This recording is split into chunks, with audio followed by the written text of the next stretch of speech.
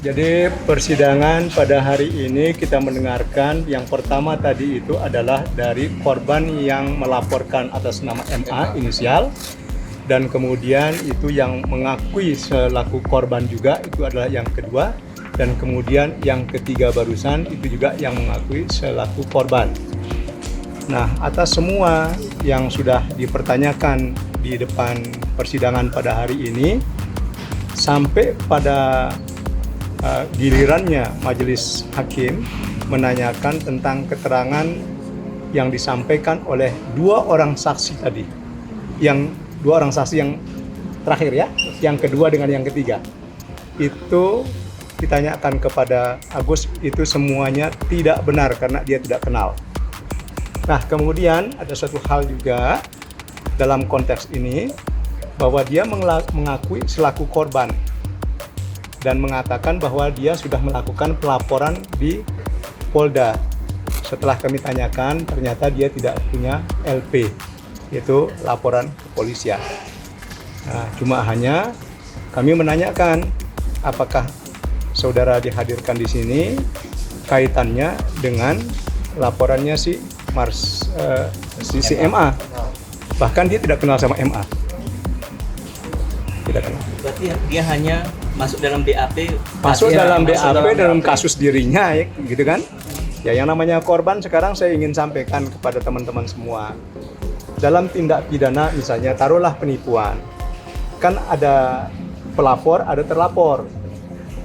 Kemudian naik statusnya menjadi tersangka, naik statusnya menjadi terdakwa. Ya kan? Nah, si pelapor ini namanya korban. Tetapi ternyata hakim memutus dia bebas misalnya.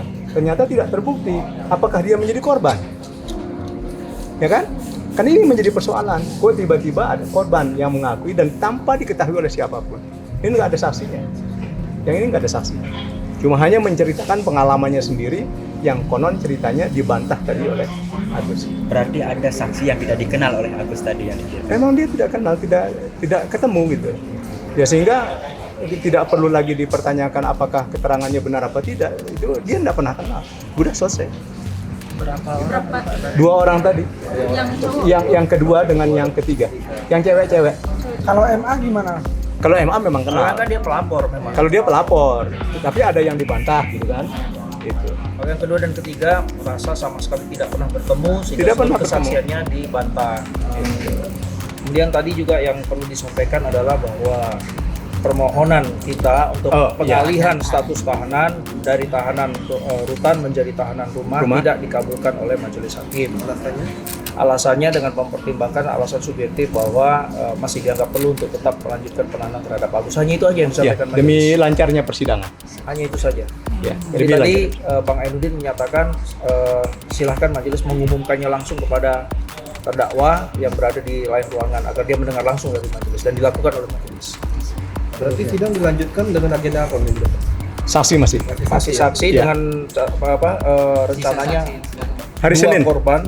Rencananya dua korban yang katanya berada di luar kota masih diupayakan untuk bisa datang, dan dua saksi yang mendukung, yang dikatakan mendukung apa yang disampaikan oleh pelapor MA.